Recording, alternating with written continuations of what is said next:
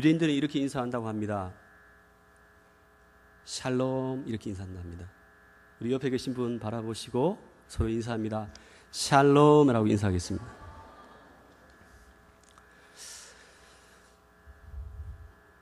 샬롬이란 뜻은 평안하십시오 이런 뜻이죠. 우리가 이렇게 인사해야 하는 이유는 이 시대가 많이 불안하기 때문에 그렇습니다. 우리는 그냥 살면서 그것을 조금씩 느끼고 살아가고 있습니다. 왜냐하면 앞으로 우리가 걸어가야 될 그 어떤 길이든지 이 시대 자체가 이미 불확실하기 때문에 우리의 마음속에 약간의 불안함이 있습니다. 방송의 일기예보도요 100% 다 안 맞습니다. 불안하니까 사람들이 안정을 추구하려고 합니다. 그런데 더 불안합니다. 사랑해서 결혼했는데 하자마자 또 이혼을 합니다. 성격 차이로. 너무나 많은 청년들이 그래서 결혼을 서두르지 않는 것 같습니다. 결혼도 안정되면 하려고 합니다. 당연한 거겠죠. 직장도 이제 평생 지장이 없습니다. 10년 이상 근속했다면 아주 훌륭한 사람이죠. 우리는 이런 환경 속에 이런 불안을 안고 우리는 살아가고 있습니다. 한시 앞에 어떤 일이 벌어질지 모릅니다. 그런 환경 가운데 우리가 살아가고 있습니다. 그런데 하나님께서 우리에게 이런 환경에도 불구하고 하나님은 우리의 삶이, 우리의 인생이 실패하기를 원하지 않아야 하십니다. 하나님은 우리가 성공하기를 기뻐하십니다. 행복을 원하십니다. 여러분 행복하시기 바랍니다. 예수 안에 행복이 있습니다. 예수 믿으면 행복합니다. 옆 사람 바라보고 인사합니다. 예수 믿으면 행복합니다. 여러분 이번에 올림픽 선수도 보셨습니까? 승자와 패자의 차이가 분명하게 드러나지 않습니까? 승자는 빨리 집에 돌아가서 이 소식을 알리고 싶습니다. 그런데 패자는 어떻습니까? 쥐구멍이라도 들어가고 싶은 심정입니다. 여러분 이 시대가 너무나 불안한데 예수 믿어 여러분 믿음으로 승자의 삶을 살아가신 여러분 모두가 되시기를 바랍니다. 오늘 말씀을 통해서 믿음의 삶이 어떤 것인지 잠시 살펴봤으면 좋겠습니다. 오늘 말씀은 주님께서 여전히 바닷가에 계시는 동안에 일어난 사건입니다. 많은 무리들이 주님을 따랐습니다. 그런데 그 중에 한 사람이 주님 앞에 와서 이 청년 앞에 와서 무릎을 탁 꿇습니다. 그 사람은 회당의 모든 것을 다 관리하는, 총관리하는 회당에서 최고로 높은 자리에 있는 회당장입니다. 여러분 이스라엘 백성 유대인에게서 회당이라는 것이 얼마나 중요한 거 여러분 아시죠? 굉장히 중요합니다. 오늘날 이 시대도 마찬가지입니다. 어느 나라를 가봐도 회당은 항상 있습니다. 뉴욕의 한복판에도 회당이 있습니다. 그만큼 이스라엘 백성들은 회당 중심으로 살아갑니다. 근데 그 회당을 관리하는 최고로 높은 자리에 있는 회당장 얼마나 그 신분이 높겠습니까? 많은 사람들의 존경을 받을 것입니다. 그 시대 당시에 랍비보다 더 높은 자리에 있었던 사람이 바로 이 회당장입니다. 그런데 그가 오늘 이 한 청년 주님 앞에 무릎을 꿇습니다. 무릎을 꿇는다는 것은 종이란 뜻입니다. 내가 종이란 뜻입니다. 이 회당장이 부끄럽지 않았을까요? 수치스럽지 않았을까요? 그럼에도 불구하고 이 회당장이 무릎을 꿇은 이유가 무엇입니까? 어린 딸 때문이었습니다. 어린 딸이 죽게 될 지경에 이르게 되었습니다. 부모보다 먼저 세상을 떠나게 될 지경에 이르게 되었습니다. 여러분 자녀가 먼저 죽는다. 그만큼 고통스러운 것이 어디에 있겠습니까? 가장 큰 고통이요 슬픔입니다. 차라리 자기가 죽으면 죽을지 먼저 떠나보낼 수 없습니다. 이것이 바로 부모님의 마음입니다. 보석 같은 딸, 이쁜 딸, 생각만 해도 너무나 좋은 딸, 그 딸이 죽어가는데 내가 가진 그 모든 것이 무슨 의미가 있겠습니까? 아무 의미가 없는 것입니다. 회당장, 그는 그 마음으로 이 어린 딸을 그냥 그저 바라만 보고 있어야 했습니다. 어쩌면 그가 할 수 있는 건 모든 거 다 했을지 모르겠습니다. 살릴 수만 있다면 사방팔방 다 돌아다니면서 좋은 보약도 다 먹이고요. 아마 의원들을 찾아가지도 않았을까요? 그런데 결국은 최선을 다했는데 결국은 죽어가고 있는 것입니다. 여러분, 이것이 우리 인간의 한계이지 않습니까? 우리는 늘 이런 한계 속에 부딪혀 살아가고 있습니다. 한 번은 제 딸이요, 감기로 잠도 못 자고 끙끙거리고 우는데 제가 할 수 있는 것이 아무것도 없었습니다. 저는 너무나 괴로웠습니다. 한계에 부딪혔습니다. 여러분, 이것이 연약한 우리의 인생이지 않습니까? 최선을 다해 노력해 보았지만은 결과는 더 악화되었습니다. 결과는 더 안 좋아졌습니다. 그래서 찾아온 것은 무력감입니다. 두려움입니다. 이 아이로는요, 지금 두려움을 느끼고 있는 것입니다. 이 모든 것을 안고 이것을 해결해야 되는데, 그래서 그는 주님 앞에 무릎을 지금 꿇었습니다. 최종 해결자에게 와서 무릎을 꿇었습니다. 여러분, 우리가 한계에 부딪혔을 때는 우리는 눈에 보이는 것이 없습니다. 그냥 주님 앞에 가서 무릎을 꿇어야 합니다. 주님 앞에 우리는 우리 자신을 내려놓아야 됩니다. 지성에서 영성으로 하는 책을 쓴 이효령 씨, 여러분 아시죠? 자녀가 죽어가고 있었습니다. 그러나 아무것도 할 수 있는 것이 없었습니다. 그래서 하나님께 그 인생 전체를 다 걸었습니다. 똑똑한 지성, 자기가 가지고 있는 그 모든 경험도 다 필요가 없었습니다. 다 주님께 맡겼습니다. 그럴 때 하나님께서 그 딸을 살려주신 줄로 저는 믿습니다. 여러분, 어떤 위기가 여러분에게 찾아왔습니까? 믿고 맡겨야 합니다. 하나님은 오늘 우리에게 이것을 요구하십니다. 어떤 어려움이 우리에게 찾아왔습니까? 그것이 기회인 줄 알고 여러분, 주님 앞에 무릎으로 나아가시는 은혜가 있기를 바랍니다. 이것이 문제 해결의 출발점입니다. 주님은 그렇게 맡길 때 주님은 그 즉시로 일을 시작하시는 것입니다. 많은 사람들이 기도를 부탁을 합니다. 그런데 정작 자기 자신은 주님께 맡기지 않는 것, 이것이 문제입니다. 이 야이로를 보십시오. 문제를 맡긴 것이 아닙니다. 무엇을 맡겼나요? 자기 자신을 맡긴 것입니다. 하나님은 다 알고 계세요. 우리가 얼마나 무기력하고 얼마나 연약한지, 얼마나 한계가 많은지 다 알고 계십니다. 그래서 하나님은 오늘 우리에게 요구하지 않습니까? 하나님 앞에 나와서 무릎을 꿇으라고 우리에게 요구하고 있습니다. 오늘 이 자리에 여러분 왜 오셨습니까? 남들은 저 바깥에 가서 여행도 하고 좋은 날 가족들과 함께 좋은 시간을 보내고 있지 않습니까? 이곳에 오신 이유가 무엇입니까? 나는 아무것도 할 수 없고 나는 너무나 연약하기 때문에 여러분 이 자리에 와서 주님 앞에 무릎을 꿇는 줄로 저는 믿습니다. 여러분, 하나님께 다 맡기시는 축복이 여러분의 삶 가운데 있기를 바랍니다. 주님은 그런 믿음을 보인 이 회당장의 강구를 외면치 아니하셨습니다. 그래서 어떻게 하셨습니까? 오늘 24절을 보시면 그와 함께 가셨어요. 함께 가십니다. 인간의 한계와 슬픔으로 가득 찬 그곳을 향하여 하나님과 함께, 주님과 함께 그는 가고 있습니다. 여러분, 그저 막막하십니까? 어떻게 해야 될지 모르겠습니까? 위기가 찾아왔습니까? 주님과 함께 그 위기 속으로 들어가시는 여러분 모두가 되기를 바랍니다.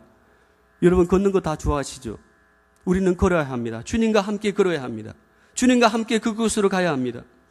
그런데요, 끝까지 가야 됩니다. 중간에 포기해서는 안 됩니다. 오늘 그것을 우리에게 보여주고 있습니다. 가시다가요, 한 사건이 발생합니다. 오늘 읽지는 않았지만은 12회 혈류증, 얼마나 고통스럽겠습니까? 그 혈류증 여인이 고침을 받는 사건이 나타납니다. 그 사건 갑작스럽게 일어납니다. 주님은 그 여인을 고쳐주시고 뒤로 돌아보십니다. 누가 내 옷에 손을 대었느냐 말씀을 하시는데 그녀와 대화를 나누는데요, 아주 천천히 대화를 나누십니다. 아주 천천히. 여러분, 회당장이요, 지금 1분 1초가 아까운 이 상황이지 않습니까? 회당장은 믿었어요. 손만 얹으면 살려주실 것이라는 그 믿음이 있었어요. 그래서 그의 마음에는요, 빨리 와서 주님께서 손을 좀 얹어주셔야 되는데, 지금 이 상황은요, 점점 루즈해져가는 상황입니다. 지체해져 가고 있어요. 여러분, 이번 올림픽 보셨습니까? 1초 굉장히 길게 느껴졌다고 하지 않습니까? 어쩌면 이 회당장도 그랬을지 모르겠습니다. 빨리 가셔서 어린 딸 목숨 붙어 있을 때 고쳐주어야 되는 바로 그 시점입니다. 그런데 우리 예수님은요, 이 혈류증 여인과 따뜻한 대화를 천천히 나누고 있습니다. 아니나 다를까 두려운 상황이 펼쳐졌습니다. 아직 그 혈류증 여인과 말씀도 끝나기 전에 한 사람이 상기된 얼굴로 달려와서는 회당장에게 말을 합니다. 당신의 딸이 죽었어. 당신의 딸이 죽었습니다. 죽었단 말입니다. 딸이 죽었습니다. 예수님 손도 못 대보고요, 딸이 죽은 것입니다. 청청병력, 정말 하늘이 무너지는 것 같은 느낌이었을 겁니다. 온갖 생각이 교차했을 것입니다. 그 마음에 이 아이로만 이 혈류증 여인만 만나지 않았다면 우리 딸이 살 수 있었을 것인데, 우리 예수님께서 대화만 하지 않았다면, 멈추지 않았다면 내 딸이 살아날 수 있었을 텐데, 그의 마음에 그런 마음들이 찾아옵니다. 그러면서요, 그런 마음과는 비교할 수 없는 두려움이 그의 마음에 찾아오기 시작합니다. 더 이상 이 여인을, 더 이상 딸을 이제 볼 수가 없고, 목소리도 들을 수 없고, 품에 안을 수도 없는 그 두려움. 부모님들은 조금이라도 자녀를 떠나보낸, 조금이라도 자녀와 떨어진 그런 경험이 있는 분들은 다 느끼실 겁니다. 얼마나 절망적이겠습니까? 얼마나 두렵겠습니까? 사랑하는 사람 더 이상 보지 못하는 만큼 더 큰 두려움이 어디 있겠습니까? 이 야이로의 마음에 그런 마음이 드는 거예요. 난 모든 것을 잃었어. 내 삶이 더 이상 무슨 의미가 있겠어? 그의 마음에 두려움이 찾아옵니다. 그러면서 그는 다 끝났다고 생각했을지 모르겠습니다. 다 끝났어. 그러나 두려움에 뜨는 그를 바라보면서 주님께서 말씀하시는데, 두려워하지 말고 믿기만 하라. 두려워하지 말고 믿기만 하라. 무슨 뜻입니까? 아직 안 끝났다라는 겁니다. 끝나지 않았다는 겁니다. 이 야이로는 끝났다라고 생각했습니다. 아니면 그렇게 생각했을지 모르겠습니다. 그런데 끝나지 않은 것입니다. 그래서 예수님께서 이 야이로에게 말씀합니다. 두려워하지 말고 믿기만 하라. 안 끝났으니까 계속 걸어가던 길을 걸어가자라고 지금 주님께서 말씀하고 있는 것입니다. 포기하지 말고 끝까지 믿으라는 겁니다. 여러분, 낙심하는 순간이 찾아왔습니까? 여러분, 끝까지 주님을 믿기 바랍니다. 이것이 진짜 믿음입니다. 중간에 포기하는 믿음은 진짜 믿음이 아닙니다. 믿다가도 흔들리면 그것은 참 믿음이 아닙니다. 아무런 능력이 나타나지 않습니다. 여러분, 무리를 걷는 베드로를 여러분 보셨습니까?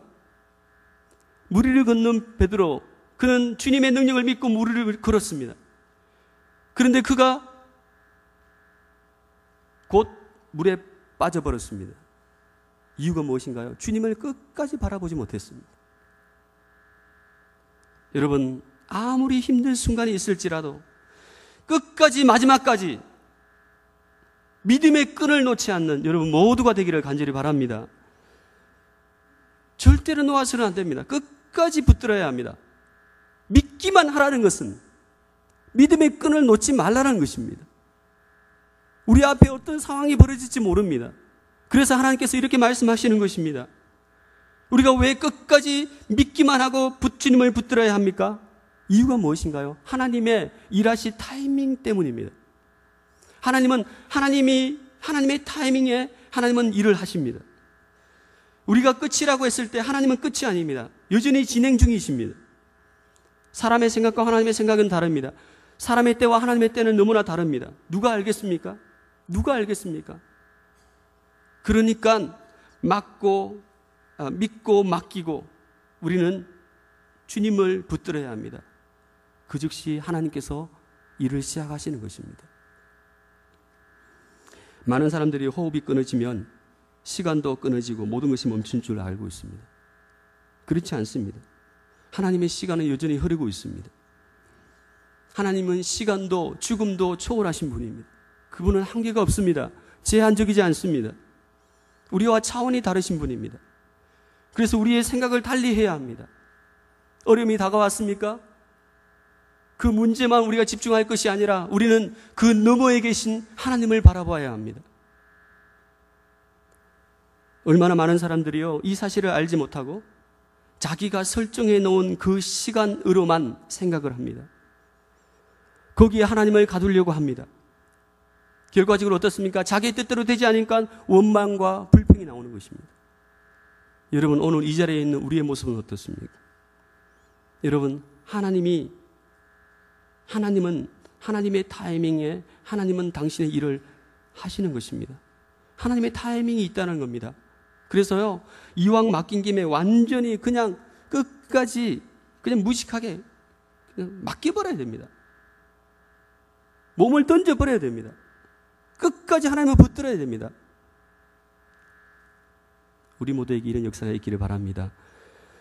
하나님은요, 그럴 때 역사하세요. 우리 하나님은 너무나 우리를 향한 놀라운 계획을 가지고 계시기 때문에, 동시에 우리에게 믿음을 요구하시기 때문에 우리는 그렇게 하루하루를 살아가야 합니다. 이후 계속해서 보십시오. 믿고 함께 가는 회당장 한번 보시기 바랍니다. 집에 들어가니까요, 사태가 아주 심각합니다.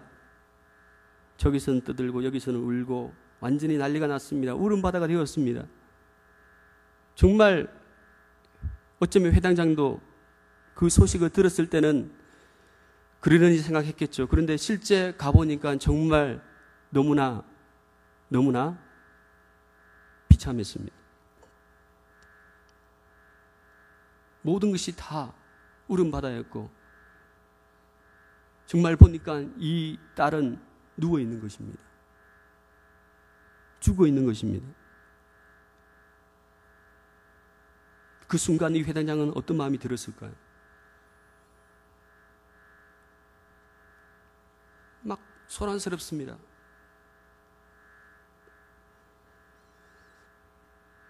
그런데 주님은 그 모습을 보고요, 오늘 말씀하십니다. 쇼킹한 말씀을 하십니다. 이 소녀가 죽어서 지금 완전히 울음바다가 되어버린 절망과 고통 가운데서 처한 그 상황 가운데서 주님은 아주 쇼킹한 말씀을 하십니다. 너희가 어찌하여 떠들며 우느냐? 이 아이가 죽은 것이 아니라 잔다.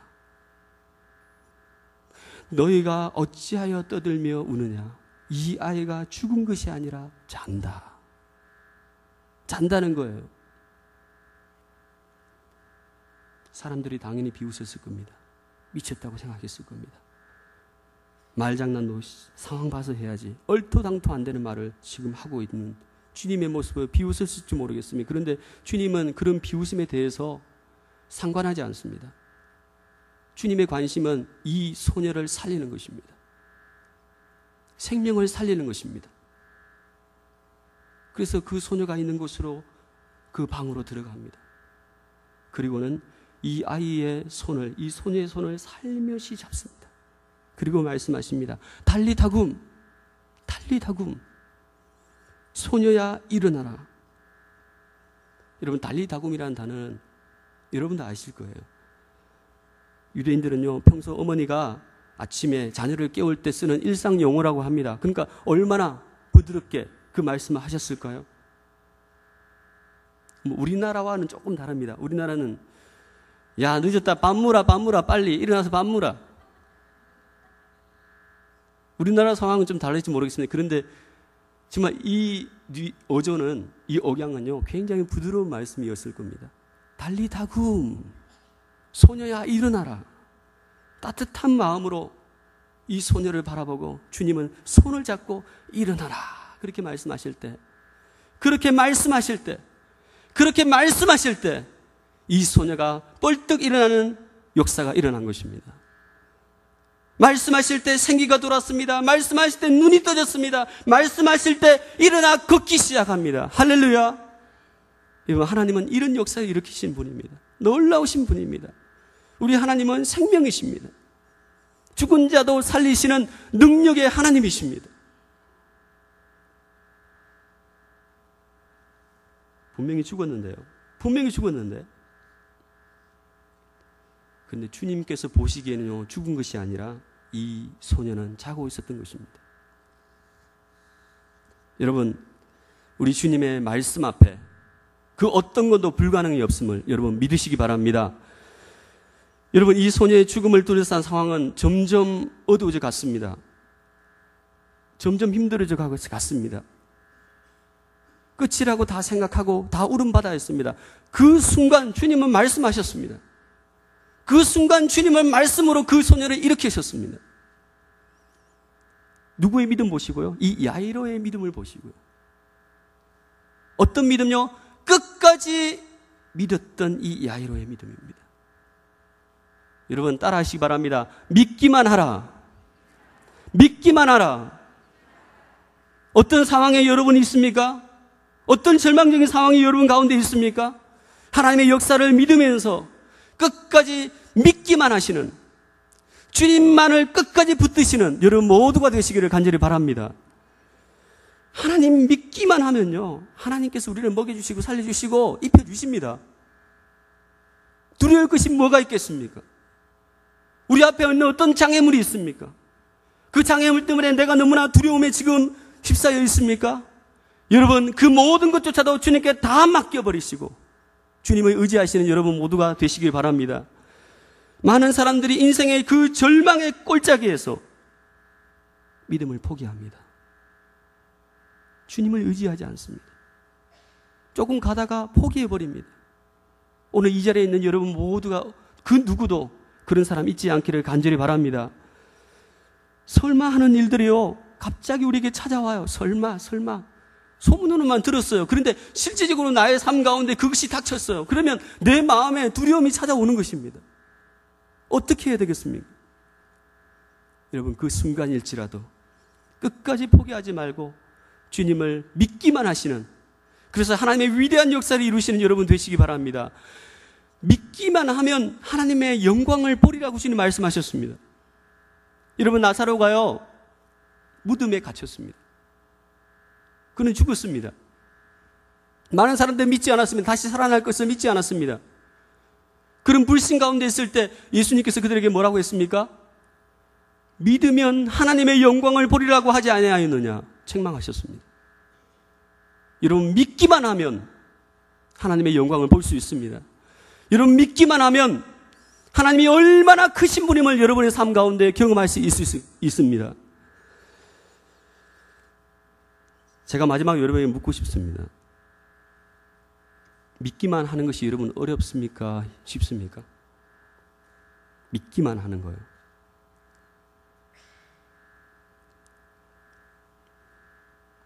그 한 가지만 하는 것이 뭐가 그렇게 힘듭니까? 많은 사람들이 이야기합니다. 아유, 목사님 믿음이 약해서요. 저는 믿음이 너무 약해서 믿기만 안 됩니다. 다른 것도 해야 합니다. 여러분, 우리가 하나님의 그 위대한 역사를 우리의 삶 가운데 경험하지 못하는 이유는 우리의 믿음이 부족해서가 아니라 하나님 외에 다른 것을 의지하고 있기 때문입니다. 돈, 권력, 명예, 나의 자존심, 이런 것들을 의지하고 있다는 겁니다. 오늘 우리 주님께서 우리에게 요구하십니다. 믿기만 하라고요. 주님만 끝까지 믿으라고요. 포기하지 말라고요. 5만 번 기도 응답 받은 조지 밀러, 여러분 그 비결이 뭔지 아십니까? 그가 뭐 대단한 사람이었습니까? 아니었습니다. 좋은 배경이었습니까? 아니었습니다. 그분은 너무나 연약한 사람이었습니다. 근데 그는 5만 번 이상이나 엄청난 기적을 이룬 3,000명 이상의 고아원들을 기르는 엄청난 일들을 한 사람이 바로 조지 밀러인데 그의 비결이 뭔지 아십니까? 그는 익숙한 것들을 내려놓았습니다. 익숙한 것들을 끊었습니다. 그 당시에는요, 영국에서는 자리에 앉은 자리마다 헌금을 내게 되어 있습니다. 그 자리에 앉아 있으면 자동적으로 헌금을 내야 했습니다. 근데 그런 모든 상습을 다 버린 것입니다.